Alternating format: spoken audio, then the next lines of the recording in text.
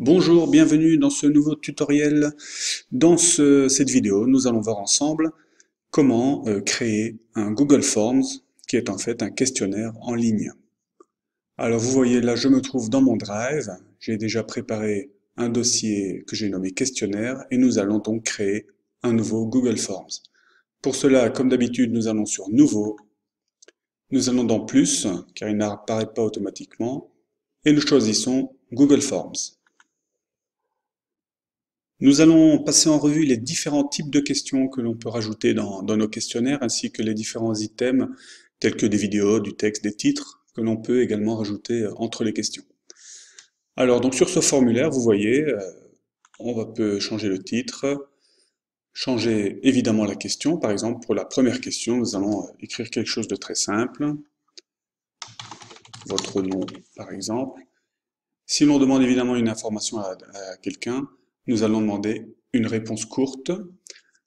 Les différents types de questions sont donc réponse courte, paragraphe, choix multiples, cases à cocher, liste déroulante, importer un fichier. Ça peut être intéressant si vous demandez à ce que les personnes qui vont répondre au questionnaire vous envoient un fichier externe, un fichier qui leur appartient, que vous pourrez après consulter.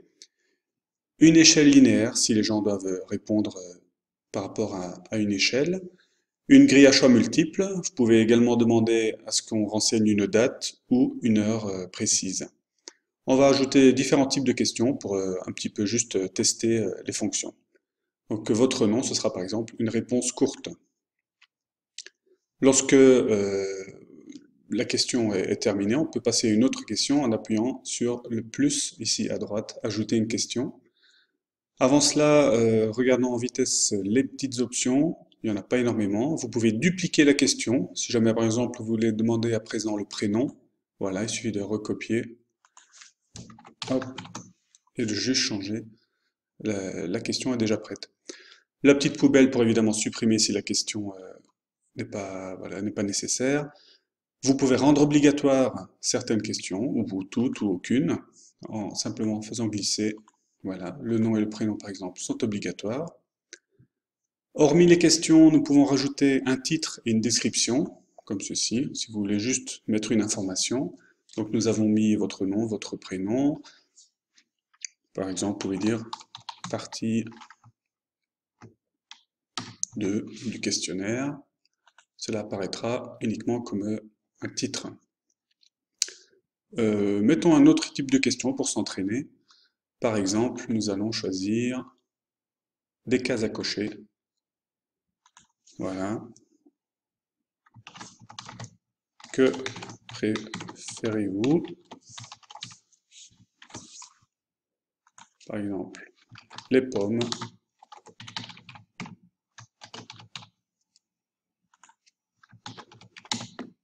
les poires, par exemple. Vous voyez qu'à côté de la question, on nous propose éventuellement d'illustrer les différents items des questions, si vous voulez que ce soit un petit peu plus visuel, par exemple les pommes. Nous pouvons de nouveau prendre une image que l'on possède déjà en important une image. On peut faire une recherche Google, par exemple. On va aller chercher une image d'une pomme. Voilà, par exemple, comme ceci. Et une image d'une poire.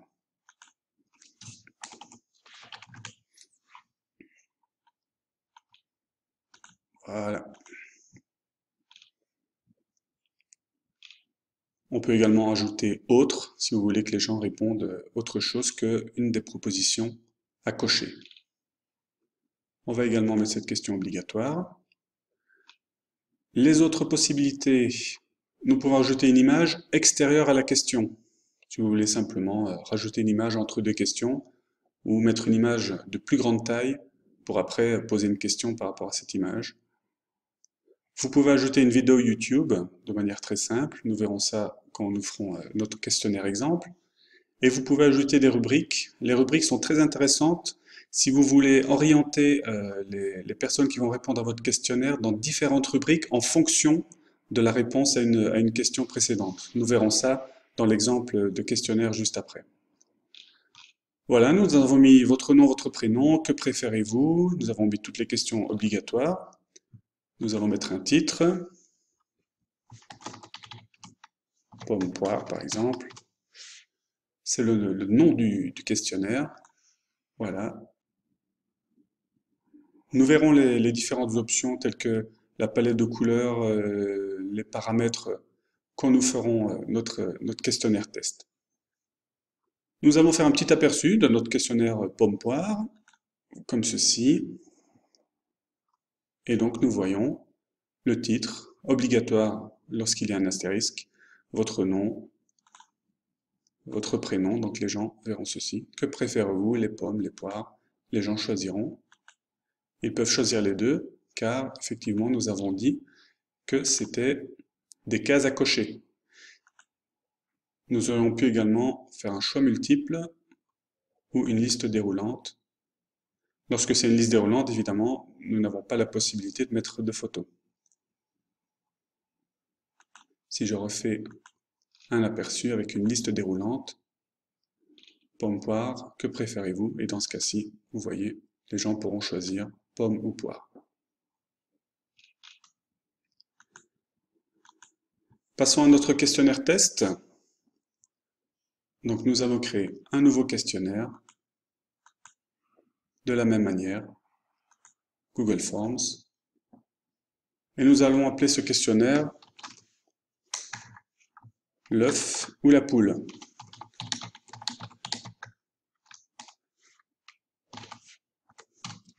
Nous allons demander à nos étudiants, par exemple, après le visionnage d'une vidéo qui parle de l'œuf ou la poule, de décrire un commentaire sur leur choix entre l'œuf ou la poule. Donc dans ce cas-là, nous allons créer des différentes rubriques. Nous allons créer une rubrique que l'on va appeler l'œuf et une autre rubrique qui va s'appeler, évidemment, la poule. Nous allons d'abord proposer à nos étudiants de visionner une petite vidéo qui va parler donc de ce sujet. Donc dans ce cas-là, nous sommes d'abord dans le tout premier titre et nous allons ajouter une vidéo. Sur YouTube, nous retrouvons une vidéo, l'œuf et la poule. Nous ne sommes pas obligés de rajouter un titre. Voyons, nous pouvons évidemment un petit peu modifier, aligner, modifier, etc., supprimer si l'on s'est trompé. De nouveau, dupliquer la vidéo si on le souhaite. Et donc nous allons, après visionnage de la vidéo, proposer aux étudiants de choisir entre l'œuf ou la poule. Donc nous allons rajouter une question. Donc un choix multiple.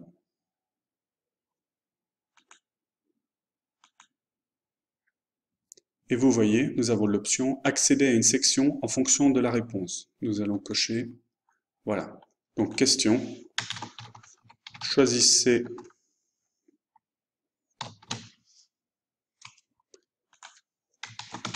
en première réponse l'œuf, en deuxième la poule. Voilà, donc si l'étudiant décide répond l'œuf, accéder à la page de l'œuf. S'il répond la poule, la page 3. Voilà. Cette question est évidemment obligatoire.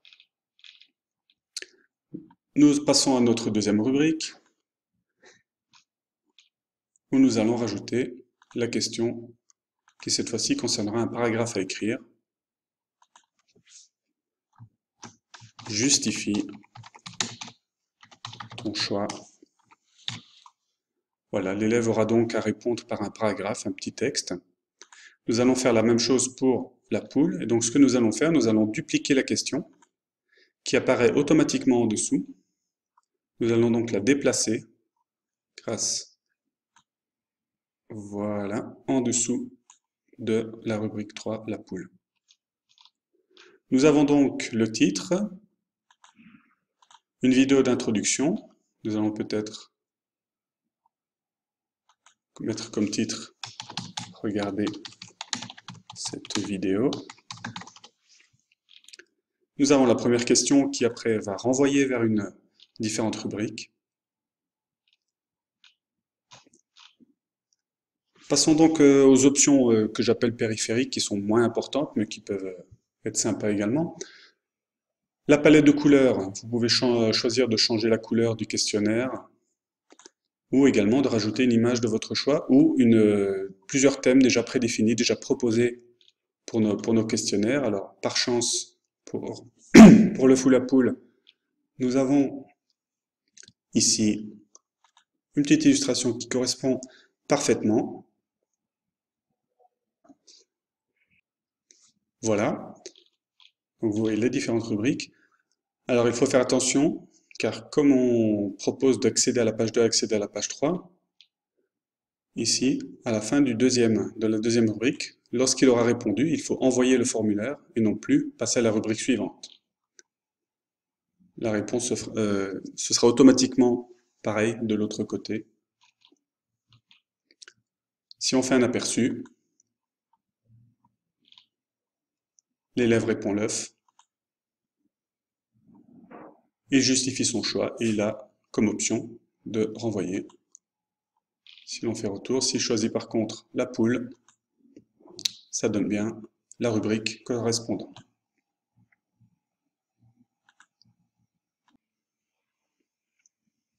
Nous allons maintenant voir les paramètres. Dans les paramètres, vous voyez que ce qui est coché est limité aux utilisateurs de lycée Charles de Gaulle. En fait, c'est tout simplement parce que ce compte appartient à une organisation. Donc, si vous avez une adresse Gmail classique, vous n'aurez pas cette option. Nous allons la décocher. Si nous demandons de recueillir l'adresse email, vous allez voir, il va rajouter adresse email. Cela servira pour une autre option dans les paramètres qui sera d'envoyer une copie des réponses. Donc, dès que la personne aura répondu, elle recevra une copie de ses réponses par mail. Nous pouvons limiter à une réponse. Alors, on entend par limiter à une réponse à tout le questionnaire et non pas à la première question, évidemment. Les répondants peuvent modifier les réponses après l'envoi, si l'on souhaite que les répondants corrigent, si jamais ils estiment avoir fait une erreur. Ils peuvent consulter les graphiques récapitulatifs et les réponses sous forme de texte, c'est-à-dire avoir accès aux réponses finalement des autres répondants. Au niveau de la présentation, on peut afficher une barre de progression. Cela est surtout utile quand il y a énormément de questions. Si vous avez 30, 50 questions, de voir une barre de progression pour voir où vous en êtes lorsque vous répondez au questionnaire. Trier les questions en mode aléatoire. Si les questions n'ont pas vraiment de lien entre elles, ça peut être sympa éventuellement pour que chacun ait entre guillemets un questionnaire différent. Ça peut éviter de tricher plus facilement. Afficher le lien pour envoyer une autre réponse. Ça se passe à la fin du questionnaire, si jamais vous souhaitez que le répondant retente sa chance avec un deuxième questionnaire. Vous pouvez changer le message de confirmation au lieu de votre réponse a bien été enregistrée. La partie questionnaire, nous verrons ça dans un autre tutoriel, car c'est assez intéressant également si l'on fonctionne par QCM. Voilà, nous enregistrons et nous faisons de nouveau un aperçu.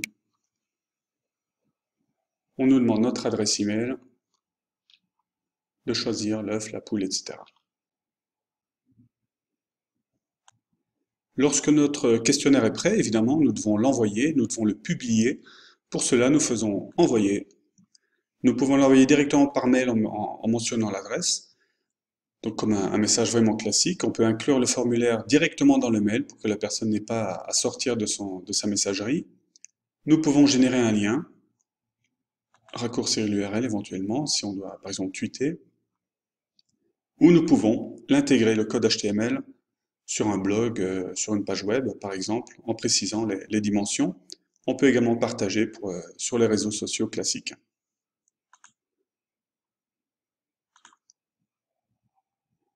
Donc là, comme par magie, vous allez voir dans quelques secondes, il va y avoir quelques réponses. Nous pourrons voir comment traiter ces réponses.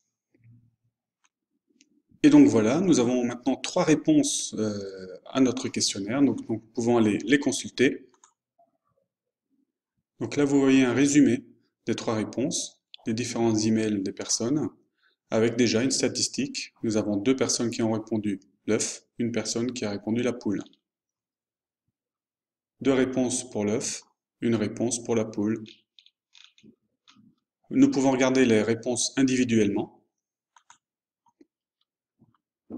Donc nous voyons que cette personne, la première personne a répondu l'œuf avec j'adore les omelettes. La poule, évidemment, il n'y a rien. Nous passons à la deuxième personne, à la troisième personne, etc., etc. Toutes ces réponses peuvent être également générées dans une feuille de calcul. Nous cliquons ici. Nous allons créer une nouvelle feuille de calcul qui va s'appeler l'œuf ou la poule réponse. Et donc voilà notre feuille de calcul avec les différentes réponses, leur dateur, savoir quand est-ce que les gens ont répondu, leur adresse email, leur première réponse, le choix qu'ils devaient faire, et leur justification suivant évidemment le premier choix. Voilà, j'espère que ce tutoriel vous aura été utile. Si vous avez aimé cette vidéo, n'hésitez pas à mettre un pouce bleu, ou encore mieux, à vous abonner à ma chaîne YouTube pour d'autres tutoriels. Le prochain tutoriel sur les Google Forms concernera l'option questionnaire dont je vous ai parlé dans ces vidéos. Nous verrons plus en détail comment créer des questionnaires à choix multiples avec correction automatique. Voilà, à bientôt!